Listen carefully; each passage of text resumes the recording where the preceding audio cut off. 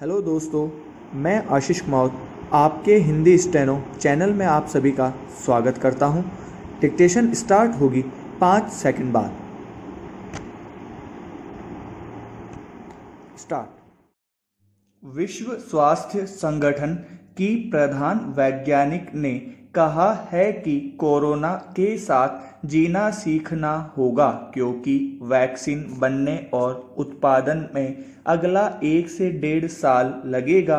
Harvard, Arizona और Sydney विश्वविद्यालयों सहित अमेरिका की लगभग आधा दर्जन संस्थाओं ने शोध के बाद पाया कि अगर हर 5 में से 4 लोग सार्वजनिक स्थलों पर मास्क का इस्तेमाल करें तो हम कुछ ही समय में कोरोना मुक्त होंगे।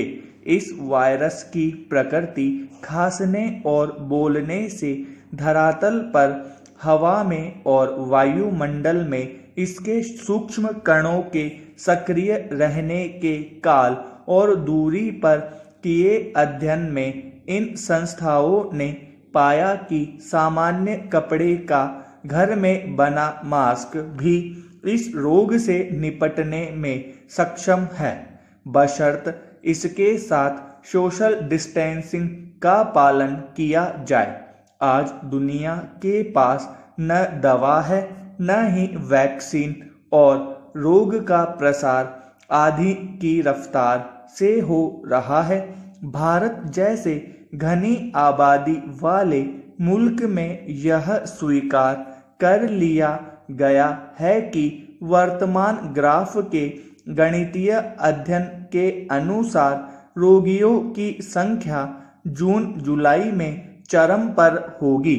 यदि फिर घटना शुरू हुई तो भी सितंबर में अवसान की स्थिति होगी, लेकिन इसके दोबारा प्रसार का खतरा तब भी रहेगा। सोशल डिस्टेंसिंग में जरा सी ढिलाई पर यह अपने प्रचंड स्वरूप में फिर लौटेगा। कामकाजी लोगों को मेट्रो में या गांव से कस्बों की बसों में या नौकरी के लिए कस्बों से औद्योगिक नगरों में जाने वाले दैनिक यात्रियों को मुंबई पुणे ट्रेन में हमने देखा है। कोरोना से बचना जीवन के लिए जरूरी है, लेकिन आजीविका के लिए सामाजिक दूरी की शर्तें तोड़ना हमारी मजबूरी या अज्ञानता जनित फितरत हो सकती है। लिहाजा आने वाले लंबे समय तक इन शोधों के आधार पर मास्क पहनना और जहां तक संभव हो 2 गज दूरी बनाए रखना ही दुनिया के पास एकमात्र निदान है। भारत सरकार को 2 मोर्चों पर तत्काल काम शुरू करके सार्वजनिक स्थल पर मास्क पहनने के लिए जन चेतना जगानी चाहिए और न मानने वालों पर अंकुश के लिए अध्यादेश के जरिए इसे पहनना अनिवार्य करना चाहिए। ध्यान रहे कि 1 दिन पहले ही क्वारंटाइन सेंटर के बाहर स्वच्छंद रूप से घूमते बाहर से आए मजदूरों को जब गांव वालों ने रोका तो जबरदस्त मारपीट हुई। संभव है आने वाले दिनों में भी बिना मास्क लगाए खांसता व्यक्ति जन आक्रोश का शिकार बन सकता है। कोरोना से मुकाबला करते हुए दुनिया को अब 4 महीने से ज्यादा हो रहे हैं। इस दौरान तमाम देशों के 42 लाख से ज्यादा लोग कोरोना से संक्रमित हुए हैं। 2.25 लाख से ज्यादा लोगों की दुखद मृत्यु हुई है। भारत में भी लोगों ने अपने स्वजन खोए हैं। मैं सभी के प्रति अपनी संवेदना व्यक्त करता हूँ। एक वायरस ने दुनिया को तहस नहस कर दिया है, लेकिन थकना, हारना, टूटना, बिखरना मानव को मंजूर नहीं है। साथियों, हम पिछली शताब्दी से सुनते आए हैं कि 21वीं सदी दुनिया की है। कोरोना संकट के बाद भी दुनिया में जो स्थितियां बन रही है उसे भी हम निरंतर देख रहे हैं। ये रिफॉर्म्स खेती से जुड़ी पूरी सप्लाई चेन में होंगे ताकि किसान को भी सशक्त किया और भविष्य में कोरोना जैसे किसी दूसरे संकट में कृषि पर कम से कम असर हो। ये रिफॉर्म्स मजबूत फाइनेंशियल सिस्टम के निर्माण के लिए होंगे। ये बिजनेस को प्रोत्साहित करेंगे, निवेश को आकर्षित करेंगे और मेक इन इंडिया के हमारे संकल्प को सशक्त करेंगे। साथियों, आज ये समय की मांग है कि भारत हर स्पर्धा में जीते, ग्लोबल सप्लाई चेन में बड़ी भूमिका निभाए। इसे समझते हुए भी आर्थिक पैकेज में अनेक प्रावधान किए गए हैं। इससे हमारे सभी सेक्टर्स की क्षमता बढ़ेगी और क्वालिटी भी सुनिश्चित होगी।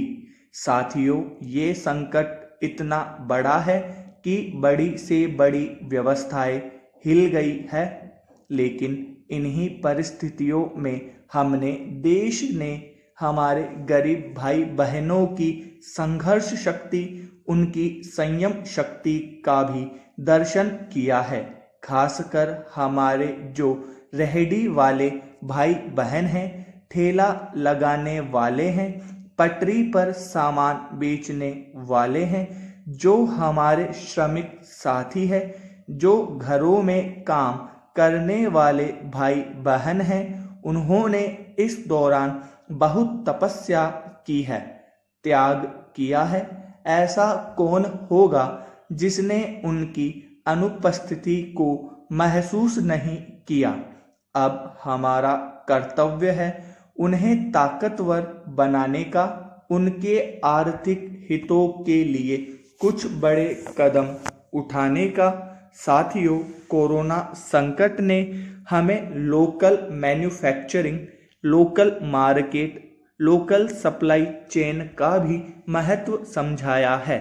संकट के समय में लोकल ने ही हमें बचाया है। समय ने हमें सिखाया है कि लोकल को हमें अपना जीवन मंत्र बनाना ही होगा। आपको आज जो ग्लोबल ब्रांड्स लगते हैं वो भी कभी ऐसे ही बिल्कुल लोकल थे। आज से हर भारतवासी को अपने लोकल के लिए वोकल बनना है। न सिर्फ लोकल प्रोडक्ट खरीदने हैं बल्कि उनका गर्व से भी प्रचार करना है। मुझे विश्वास है कि हमारा देश ऐसा कर सकता है। मैं गर्व के साथ एक बात महसूस करता हूँ, याद करता हूँ जब मैंने आपसे देश से खादी खरीदने का आग्रह किया था। आप देखिए, बहुत ही कम समय में खादी और हैंडलूम दोनों की ही डिमांड और बिक्री रिकॉर्ड स्तर पर पहुंच गई है। इतना ही नहीं, उसे अपना बड़ा ब्रांड भी बना दिया है। बहुत छोटा सा प्रयास था, लेकिन परिणाम मिला, बहुत अच्छा परिणाम मिला। साथियों, सभी एक्सपर्ट्स बताते हैं, साइंटिस्ट बताते हैं कि कोरोना लंबे समय तक हमारे जीवन का हिस्सा बना रहेगा, लेकिन साथ ही हम ऐसा भी नहीं होने दे सकते कि हमारी जिंदगी सिर्फ कोरोना के इर्द गिर्द ही सिमट कर रह जाए। हम मास्क पहनेंगे, 2 गज की दूरी का पालन करेंगे, लेकिन अपने लक्ष्यों को दूर नहीं होने देंगे। इसलिए लॉकडाउन का चौथा चरण, लॉकडाउन 4, पूरी तरह नए रंग रूप वाला होगा, नए नियमों वाला होगा। राज्यों से हमें जो सुझाव मिल रहे हैं उनके आधार पर लॉकडाउन 4 से जुड़ी जानकारी भी आपको 18 मई से पहले दी जाएगी। मुझे पूरा भरोसा है कि नियमों का पालन करते हुए हम कोरोना से लड़ेंगे भी और आगे भी बढ़ेंगे। साथियों, हमारे यहाँ कहा गया है, सर्वम आत्मवंशः सुखम, अर्थात जो हमारा वश में है, जो हमारे नियंत्रण में है, वही सुख है।